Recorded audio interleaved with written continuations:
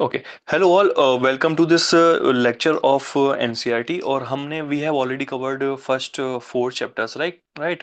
So first, second, and third we have talked about the historical perspective, right?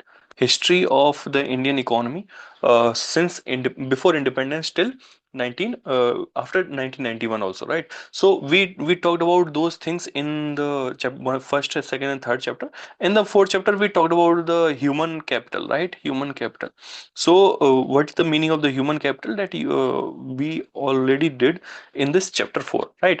Now, we are today starting with this fifth chapter, which is of rural development. So, we already know that approximately 60% of the population of India, right, 60 to 60 66 approximately 66% of the population of India, as per the census 2011, lives in the rural areas, right? So rural development becomes one of the prime concern of India's economic development, right? Until and unless rural people will not come out of the poverty, right? So India can't become a developed nation. ठीक है. तो India को अगर हमें developed बनाना है तो we should be concentrating on the rural people, right? So that is why rural development becomes very important, and this chapter is dedicated towards the rural development, right? Now, the first, let's see the introduction part. We have seen that poverty is one of the important challenge that India is facing, and we already have majority of the poor people who are living in the rural areas of India. That we already know, right? Because in the cities areas, city area, the proportion of the poor people is lower, right? Because they can earn their living, right? But in the rural areas, the earning potential of the people is lower, and hence they lead their most of the life in the poverty, right? So, and what other things are also there, that much of the rural population is dependent on the agriculture, and as we have already know that agriculture is a risky business, right? We have already seen in the chapter number 3, right? So that is why this becomes important, that we should be talking about the agriculture in the rural areas, right? Mahatma Gandhi has said that the real progress of India cannot be achieved till we are not able to achieve the growth of rural India, right? So we should be focusing on the development of villages, right? So no, so one of the important thing that you should concentrate here is that Mahatma Gandhi was also against the industrial revolution, right? And this you should note down, right? He was not in the favor of industrial and urban centers, right? Right.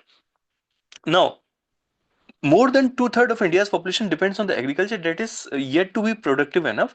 And one-fourth of the rural India still lives in abject poverty. So, more than two-thirds, this is the data that you should remember. More than two-thirds people live in the rural areas, right? And one-fourth of them are living in poverty, right? So, this is what it needs to be written down in your notes also. Okay. Now, the next question that arises is, what is the rural development, right? So, if we are talking about those rural people, right? So, how to develop them, right? How to improve their living standards, right? So, we should be focusing on the development of those areas that are lagging behind, right, in the rural areas. So some of those areas which are lagging behind in the rural areas, which includes the development of human resources, right? Because in the rural areas, the human resource is not that much capable, right?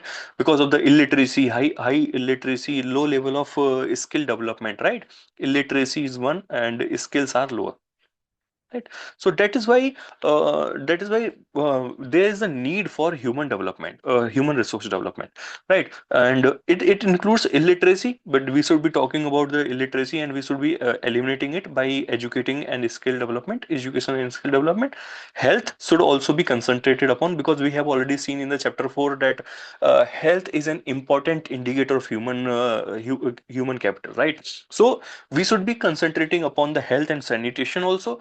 Land reforms in one of the important area that we should be focusing upon in order to develop the rural areas, because as we have already seen that those 66% of the people, 67%, about two-third people live in the rural areas, and most of them are dependent on agriculture, right? So reforms must be taken in the in those areas, like, right.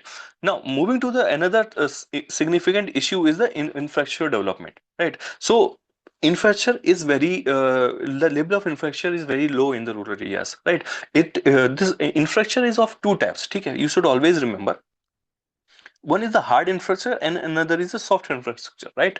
So hard infrastructure includes the roads, rails, bridges, and right, all those things which are which needs the resources, right? Now what about the soft is infrastructure? Soft infrastructure is skills, right? Is skills, health, education, those are included in the soft infrastructure, ठीक है? So we need the credit, irrigation facilities, transport facilities, construction of villages, roads, etc., and agriculture research and extension, which is part of the soft infrastructure, right? And information dissemination is also important in the rural areas. So in order to progress, the rural areas requires both type of infrastructure, right? Now, social measures for alleviation of poverty is also needed, and significant improvement in the living condition of the people will only happen when we will be reducing those poverty, right? And access to the productive employment opportunities is also needed in order to remove or alleviate the poverty in the rural areas. So these are the specific areas that needs the attention, right? तो attention हमें यहाँ पे देनी चाहिए, इससे rural development will be possible, right? So we have to provide those people of the rural area with the means so that they can increase their productivity, right? And they can lead to the opportunity to diversification, right? They can diversify themselves, right? And what does this meaning of this productivity and diversification is, right? So this in this chapter slowly we will be discussing about, right, these things, right? Now, earlier, we have already seen that the share of the agriculture's contribution to the GDP has reduced, right? We have already seen numbers on this, right? Data we have, I have already told you to note it down, right? That the number of the share of GDP is decreasing, but the number of people dependent on the agriculture is not decreasing, right? It is approximately constant, right? So this is an important problem that India's agriculture and rural areas are facing, right? So after those initiation of the reforms, the growth rate of agriculture sector has also decelerated. Now after this 1991, we have already seen that even after the LPG reforms, the growth rate of the agriculture sector has came down to approximately 3% per annum, right? Which is significantly lower than the pre-reform areas, pre-reform era. So that is why what actually is happening is that agriculture sector is stagnating, right? Now what are the reasons for it? It is because of the lack of infrastructure, lack of alternative employment opportunities in the rural area or maybe in the city area, right? And increase in the casualization of employment, right? What is casualization of employment? We will be discussing this in the next chapters, right? So don't worry about it, but you should remember that what actually is happening is that due to the lower infrastructure and employment opportunities, and the employment is also not very good in the rural areas. That is why the rural areas are not progressing at the speed that is required to make India a developed nation, right? So we will be dealing with all those issues that the rural areas face slowly, and first and foremost is the credit and marketing in the rural areas, right? So what is the credit? Credit is the money, right? If the money is given in the loans, right? So if a person who is need for the money in order to produce something productive, right? If he is given the credit at that point of the time, so he can generate some productive asset, and then he can repay his loans as well as keep for himself, right? So in the rural areas credit के लिए जरूरत क्यों पड़ेगी, ये बताइए आप? Why the rural people needs credit, right? So, because this rural people depends on the agriculture, so agriculture needs inputs, right? Inputs. So in order to buy those inputs, this credit is needed for the rural people, right? So that is why this credit is important. Now, when after buying the inputs, person or the farmer has gone for producing the crop. Now, crop has come to his. He has harvested the crop, and the crop has come to his home. Right now, what he needs is, for that crop, what he needs is the marketing, right? He should be able to market that crop. He should be able to sell it at a better price, right? That is when he will be able to earn something, and he can not only lead his life happily, he can also progress, right? So by this whole circle, right, whole by this whole flow, he will be able to gain something out of it, right? And he can, not only he, but all the farmers in the rural areas will lead to their development, right? So that is why credit is one of the most important thing, right? So infusion of capital is one of the important thing, and as we already know that the time between the sowing of the crop and harvesting is a bit higher, right? So so what actually is happening is that farmers need the loans for the inputs, right, to meet their investment in for the seeds, fertilizers, and other expenses, right? Even family expenses, they need the loans, right? So at the point of the independence or before independence, money lenders were providing the loans, but what they're doing was they were charging at a higher rate of interest, right? Even they for repaying those loans, or the farmer, what he used to do is he used to sell his crop to that money lender only, right? And then what actually was happening was that those money lender were not giving the appropriate weights, right? They were the weighing machines of those money lenders was faulty, right? So not appropriate weight was given to the farmers, right? And also the accounts that were kept by the money lenders, right, those were also being manipulated. So in effect, farmers were always exploited before the independence, right? So that kept those farmers in the always in the debt trap situation, right? After 1969, India adopted social banking and multi-agency approach. Right, social banking was encouraged in order to infuse credit into the rural areas. Right, so NABARD, National Bank for Agriculture and Development, NABARD was created by the government in 1969.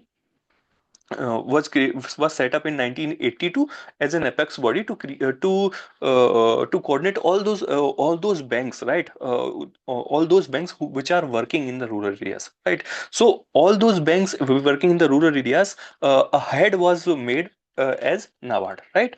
Right. Now, what the institutional structure of rural banking today consists of a set of multi-agency institutions. Now today, this was the time of 1980s to 1982, but today, if we talk about the financial mechanism in the rural areas today, we have many institutions now.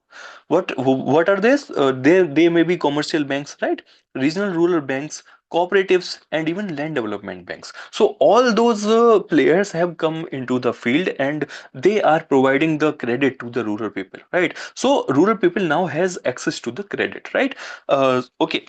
And also adequate credit is being offered at a cheaper rate of interest also, right? So this has led to the credit growth in the rural areas, right? Also, self-help groups has also emerged as the gap in the formal credit system was there. So self-help group has come up, right? What is a self-help group? Self-help group is a institution, right? A group is there of some people, right? What they do, they save some amount of money every member. Right, maybe 10 member, 20 member, whatever the size of SHG may be, they all contribute a small sum of money into a single account, right? If any member, right, if any member needs a loan, so from that amount, the loan is given to a single member, right? And this member has a responsibility to repay that loan along with a small interest, right? So in that sense, this member this member who is taking the loan, he will be getting a loan. He can then generate a productive asset, right? Suppose he can set up a small scale industry, and then he can repay those loans after his industry gets into better shape, right? So by this logic, these all members, SHG members, can get the loans and can get involved in the productive assets, right? So because single member can't do anything, right? But when all members will be coming together, they can help each out, right? So all those members can come into the productive assets. So this is how this self-help group is emerging as one of the important institution which is giving the credit to the rural areas, and it is filling that gap of the formal credit system, right? So in some areas where formal credit is not available because banks have not reached in those rural areas, so self-help groups are emerging as one of the important institutions there, right? Now, since some kind of the collateral is required in those banks, right? This commercial banks, right? So that is why self-help groups have emerged, because those self-help groups are not demanding any collateral, because they know that person since long, right? So that is why those self-help groups are coming as better alternative, right? Now, that we have already discussed, they pool their money and they are repayable by the small interest, right? Now, by May 2019, nearly 6 crore SSGs have been formed, right? And 6 crore women have become the members of SSGs, and 54 lakh women SSGs are already operating in India, right, till 2019. And this is the data that is very important, and you should note it down somewhere, right, or in the notebook, right? So this is very important. Now, okay, by seeing the success of these self-help groups, government has also formed a community investment support fund, CISF, and those people or those self-help groups are being provided a help by the government of India in order to make self-employment for income generation, so that they can be involved in some productive assets, right? They can set up productive equipment occupation, right? And this is also referred as microcredit programs, right? Those self-help groups and microcredit program, because those credits are not very large. Those loans that are taken by the poor people is smaller loans, like maybe few thousand rupees. Okay, so we should also remember that self-help groups in that in that sense has also worked for the empowerment of the woman, right? Empowerment of women is one of the important areas, and this is the thing that you should remember, because this thing will always be helpful in the GS2, right? In the GS2, right? We will be discussing it later, but you should remember that you should remember and you should note it down somewhere, that self-help groups has helped in the empowerment of the women, right? Now, we have seen the banking system, right? Now we should be seeing the rural banking, how those banking is creating what effect on the society, or in the rural areas. There are some positive effect of the rural banking, like farmers can get credit, they can get credit for the inputs, so they can put better quality of inputs in their fields, and then they can grow better quality of the crop also, right? But right, and also the famines are not taking place because of the not availability of the credit, right? And they have India has also achieved the food security, right? So that is why this credit culture that has been developed in India has led to one of the important things in the rural areas, not only for rural India but also throughout the India, right? So famines are the thing of past, and we today have the government have buffer stocks of the food grains, right? So that is why the benefit of credit right, uh, is benefiting the whole India, right? But there are some issues also, because other formal institutions have failed to develop the culture of deposit mobilization, right? So they are not in the rural areas, the banks are not able to mobilize the deposits, right? So in the rural areas, people are not habitual of depositing their money into the bank, right? They try to keep it with themselves.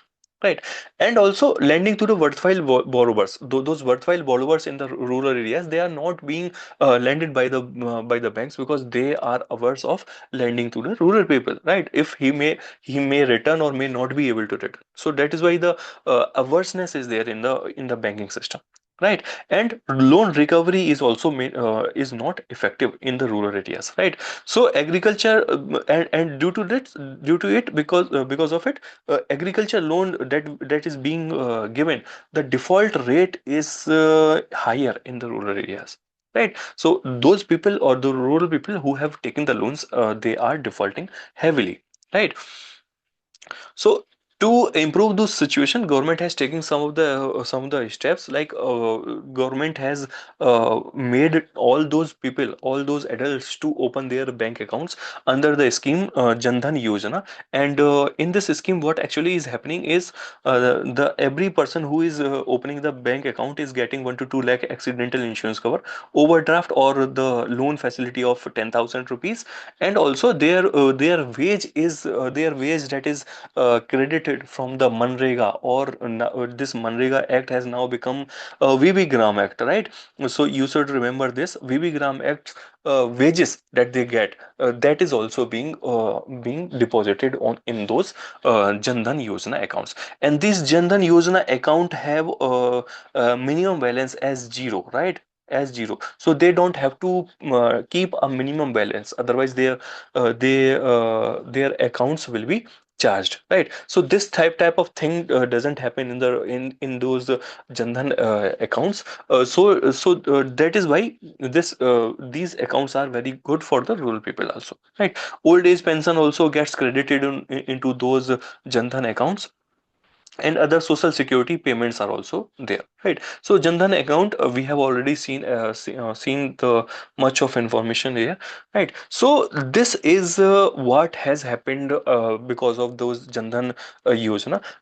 Jan Dhan Yojana, because of that, 50 crore, more than 50 crore accounts have been opened in the rural areas. So what actually is happening is, those awareness by the rural people not to open their accounts in the banking system has reversed, right? Now rural people are also encouraged to open their bank account in their account in the banks, right?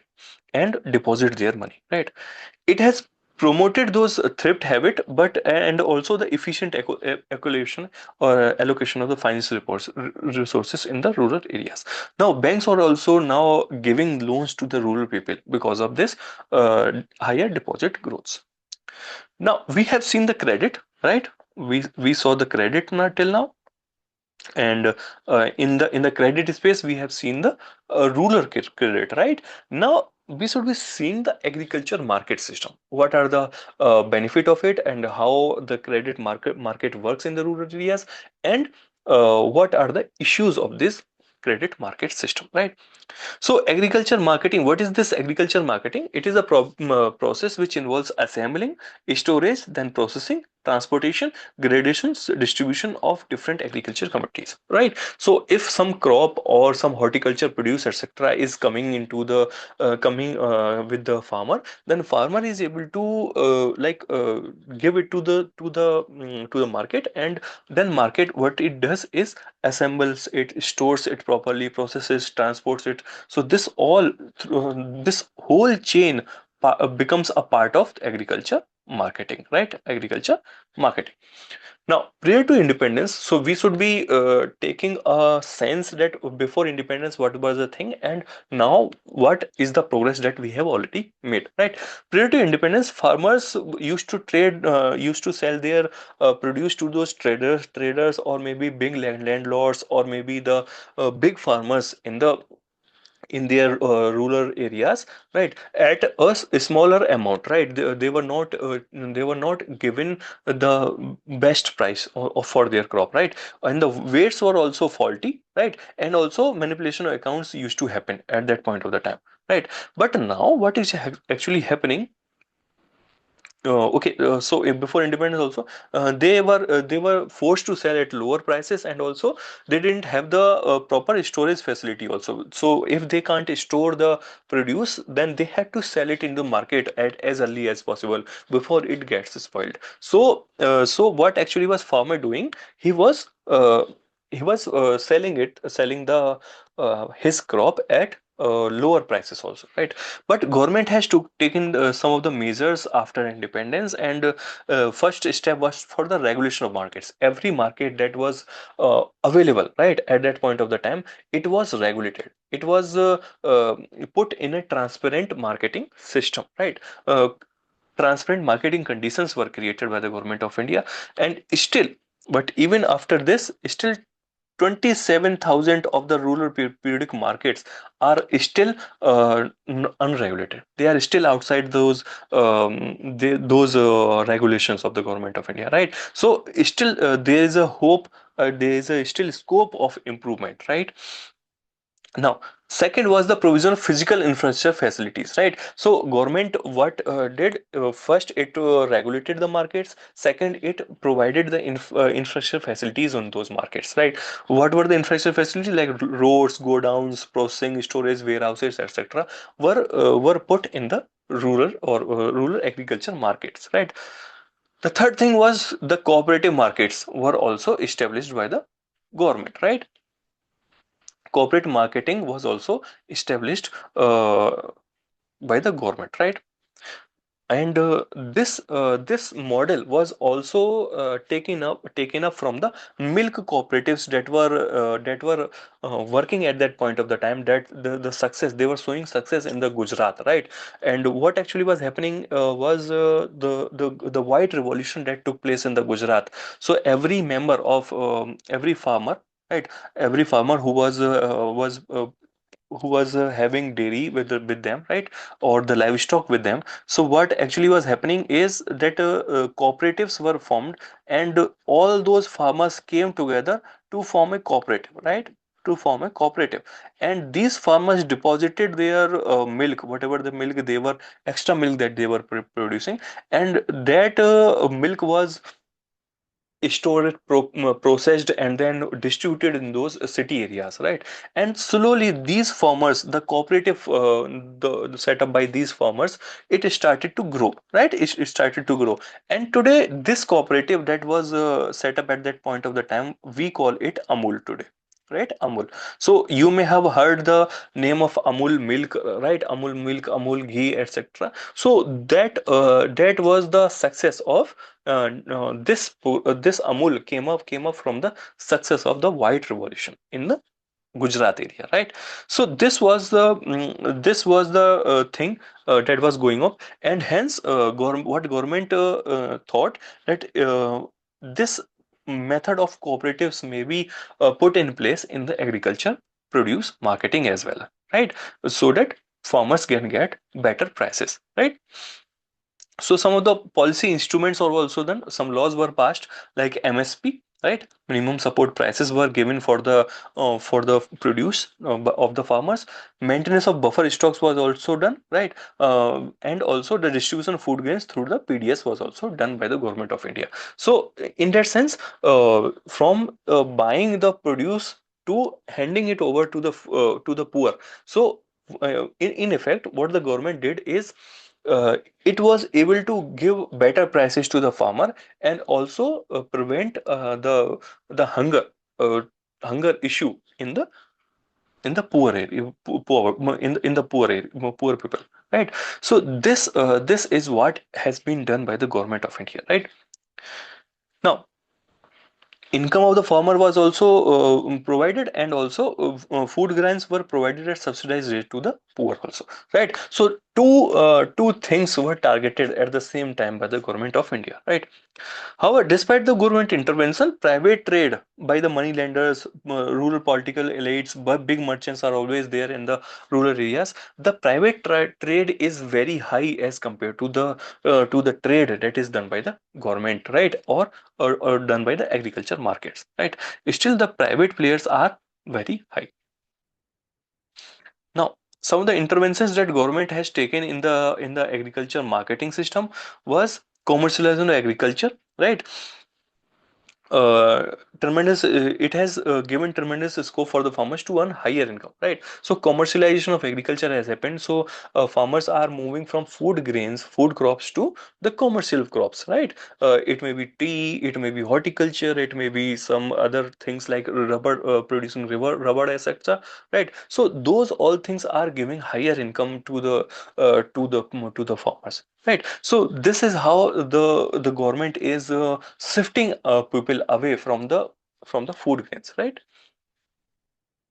Okay, now alternate market channels are also coming up, right? In the marketing domain, this was all in the agricultural markets, those markets which were already set up or created by the government, right? At that point of the time. Now, some another alternative market channels are also emerging, right? So what are those?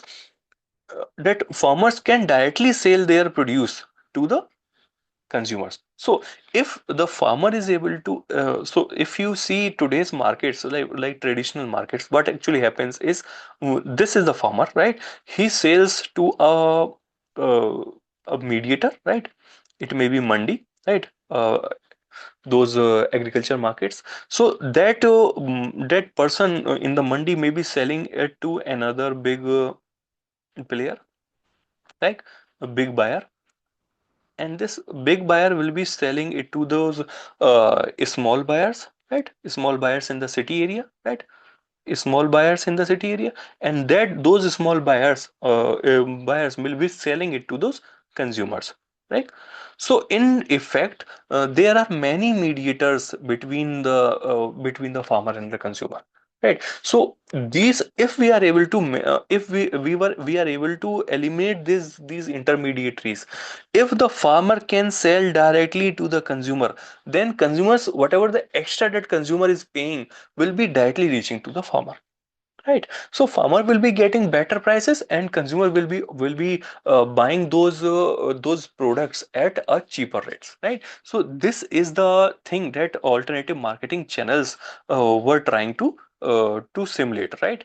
So I hope you understand it. So what actually was happening is, farmers can directly sell to their produce to the consumers, and it may increase their incomes also. So some of the examples are also there. Apni mandi is available in the Punjab area. These are the examples that you should always note down, right? You can utilize these examples in the GS3 agriculture markets, right? And also, not only this, you can also use them in essay portion, and you can always utilize these in the other areas also, right? So these in the way forward, right? In the way forward, so you can always give these examples in your answers, right? So that is why this becomes very important, right, to note down these properly.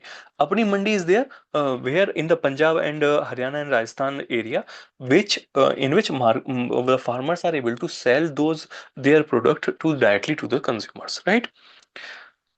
Hadaspar mandi is there in the Pune. Same Raitu bazaars are also there of vegetables and fruit markets in the Andhra Pradesh and the Telangana region. And Uchawar Sandis, like farmer markets in Tamil Nadu, are also working in this area, right? So I'm sorry. So you should always give these type of examples. Not only the farmers are directly selling to the consumers, right? The farmers are directly selling to the consumers. A new type of middlemen, like food chains, has come up, right? So several national and multinational fast food chains has come up in the in between, and they are now entering into the contract with the farmer directly, right? So farmers, they are putting a contract with the farmers, and they are giving their best quality seeds like HYV seeds to the farmers, and they are saying, okay, whatever the produce that you will be producing, we will be buying whole, right, everything, and at this fixed price, right, our price will not vary, right? So this type of new system, new market potential is also coming to India, right? So this is what is happening in the rural market domain, right? So, in that sense, the farmers cultivate farm produce and of the desired quality, and those whatever the seeds and inputs are being given by those players, right? Fast food chains, and then procurement is also assured for the farmer, right? So, farmer doesn't have to worry that where I will go for selling the my selling whatever the produce that I make. Okay, which market I have to go? How will I carry those? That tension, that issue, that problem is not of the farmer. Now that problem is of the contractor, right? That contractor will itself come to the to take its produce, right? This has helped in reducing the risk for the farmers, right? And also markets for the farm produce has also expanded into the rural areas, right? Okay, so one of the important act has also come in 2020. Indian Parliament passed three laws to reform those agriculture marketing systems, but because of the opposition by the many players, right? So because of the opposition of the farmers, these acts were later repealed, right? So what you need to do, you can also go on the website and surf what is the what were those laws about and how they were trying to transform those marketing systems, right? So agriculture marketing systems, right? So this is the extra information that you should be doing, and for the sake of NCERT they have already mentioned only mentioned this, but when we are preparing for higher exams, right, so we should be going uh, for the detail of these laws also, right? We will be discussing these things in the advanced classes. For the sake of NCERT, you should understand what this agriculture market is, what are the issues, what are the challenges being faced by those markets, and what were the initiatives and measures that have been taken by the government of India, right? You should also remember or also understand about one thing more. E-NAM is also a measure that has been taken by the government of India, and you should prepare, right? You should search about this system, what is this, and how it is transforming the agriculture markets in India, right? So this is all we will be doing in this part, right? And rest of the chapter we will be discussing in the part 2, right? Part 2. And till then, keep revising, keep making notes of these lectures, uh, and keep practicing those PYQs and questions that I have given, right? So thank you all. This PDF you will be able to get on the app, right, in the same course. And thank you all. We will meeting again in the part 2 of this lecture, right, of this chapter. Okay, bye bye.